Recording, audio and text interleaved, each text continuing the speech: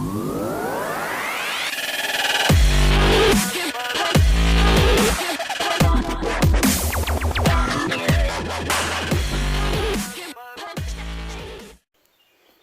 what's up guys? So I'm actually going on a pretty big trip down to New York, or up to New York, excuse me. I'm going to Kueka Lake like we did last year twice.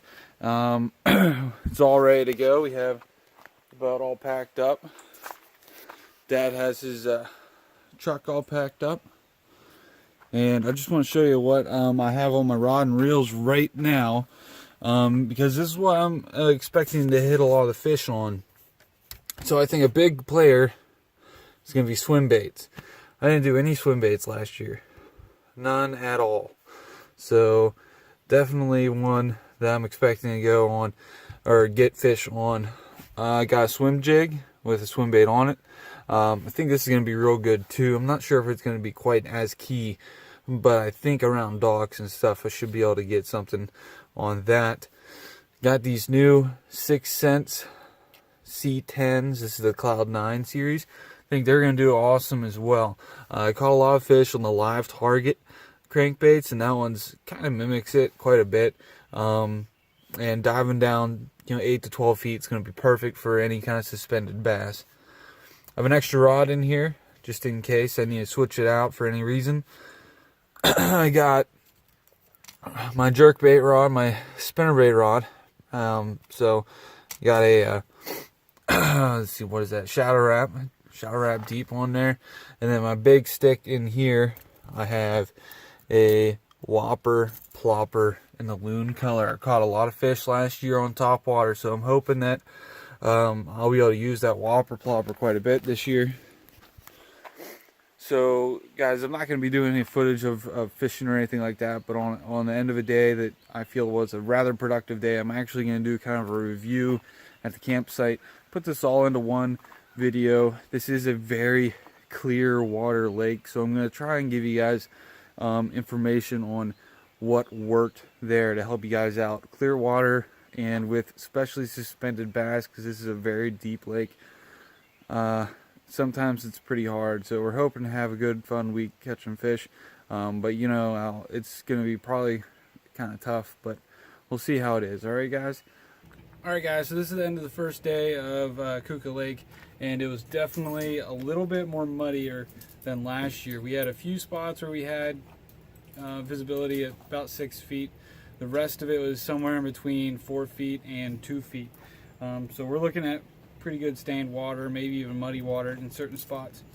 So I had to change things up a bit. Well, the first lure that I'm going to show you guys is one I knew I was going to catch on, whether it was clear or whatever kind of conditions. That was the whopper plopper. This is first time catching a fish with it, and I'm actually going to put a photo of that fish in there. This is the whopper plopper 130 size, is in the loon color. It's in my frog rod, so you're looking at my 7.6 medium heavy extra fast action blackout rod with a Abu Garcia Pro Max 7.1 to 1 gear ratio. The next one, which I had no clue that I was going to be using it, and it's actually been probably one of my top baits of the year so far, is my spinner bait. This is a War Eagle spinner bait. This is a 1/2 ounce. Really awesome color. It's just kind of like a regular shad pattern, not even a sexy shad pattern. This is on my 6.6 rod. It's my spinnerbait rod. So I was coming out thinking I was going to use swim jigs or swim baits or anything like that. But if the water stays this clarity, it's definitely going to be a good good trip, because I'm going to be able to catch them on spinner baits really easy, and top water also really easy.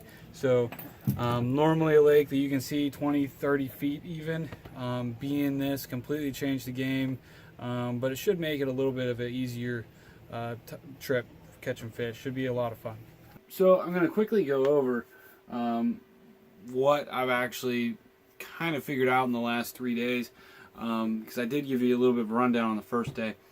Second and third day, didn't do too terribly much fishing. Actually, second day we did some trolling.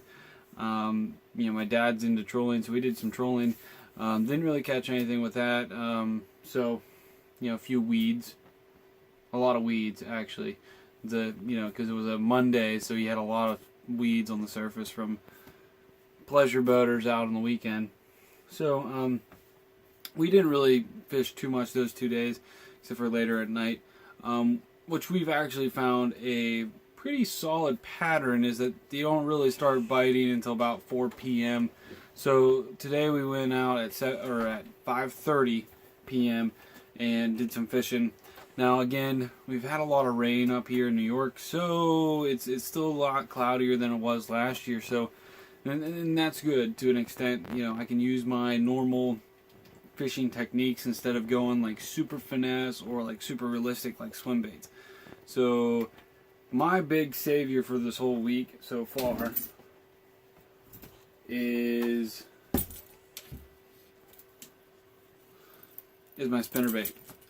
This is a 1/2 ounce War Eagle, just regular shad spinnerbait, and it's on my spinnerbait rod. I showed you on the first one.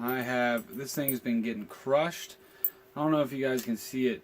The actual lead head, the jig head, has gotten, like, the hole for the wire has expanded. This whole wire is loose. This whole wire is loose, which means I'm probably going to have to retire it or maybe use some JB Weld on there. But one heck of a spinnerbait. And definitely one that I'm going to be going home and stocking up on. And this is pretty much the savior of my year. So, you know, definitely one for me to stock up on. I'll actually send you or put in a few pictures of this, of the fish that I've caught with that. I caught a massive smallmouth, probably looking at 5-6 pounds. So, really, really good fish. The next thing is, well, this one I'll show you guys next. This was actually my last fish was caught on this today. It was a decent largemouth, a spro. I didn't catch anything so far this whole week on this rod other than a perch that was about the same size as this lure. So I put a Little John on there. This is the citrus shad color. I wanted to get a bite on this rod. So I fished it, caught a rock bass on it, and then I caught a largemouth on it. And that citrus shad, you're giving a lot of flash off, so much like a spinnerbait. So maybe that has something to do with it. But I mean, we're really pushing on docks. This is a deep lake, very deep lake, so we're really on docks with weed lines. And the big thing from yesterday, I figured it out. My biggest bite of all yesterday was this on this all-terrain tackles skipping jig. This is in the watermelon green pumpkin, and it also has a Rage Menace watermelon trailer on it. Very good combination. You can swim this if you want to. And actually, my second to last bass I caught all day, and it was a big one, was swimming this thing. I was flipping and pitching docks, skipping underneath docks. And, you know, I was kind of just swimming it back to the boat, hit it right on the surface. Crazy strike.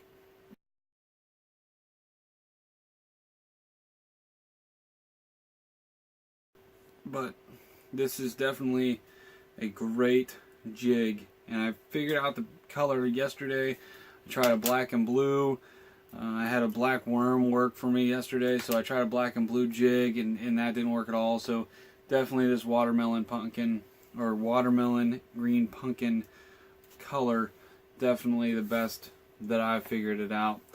Hey guys, what's up? So this is actually the last day of the Kueka Lake trip, and I learned a lot here, especially whenever it wasn't exactly best conditions for this lake, but it was very good conditions for fishing. And the reasoning why is because it wasn't such a clear water base. Now today was by far the most productive day, by far the most amount of fish, and to be honest with you, other than the first day, you're looking at the biggest fish as well. I'll be as I'm going through the lures I used today, I'll put in some video or some pictures real quick of all the fish. Probably not all of them, but all the really awesome big ones that we caught. So first off, This rod was a huge player today. This is my number 8 factory tackle blackout rod, medium power, moderate fast action rod with the Dio at the tool. It's my crankbait rod, guys. And I have the Spro Little John on here in the root beer chartreuse color, and you'd think that would be a bigger player in this lake, but today I caught about 90% of my fish on this guy right here. Right here, just a regular KVD 1.5, dives 3 to 5 feet. You're looking at the green or the chartreuse black back one. Crazy that this thing worked. And we're looking at lightly stained water, but you got to think about all the fish here are used to crystal clear water.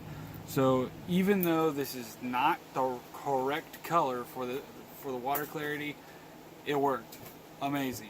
And I'll put in a few smallmouths in there, a few largemouth pictures in there, and it produced.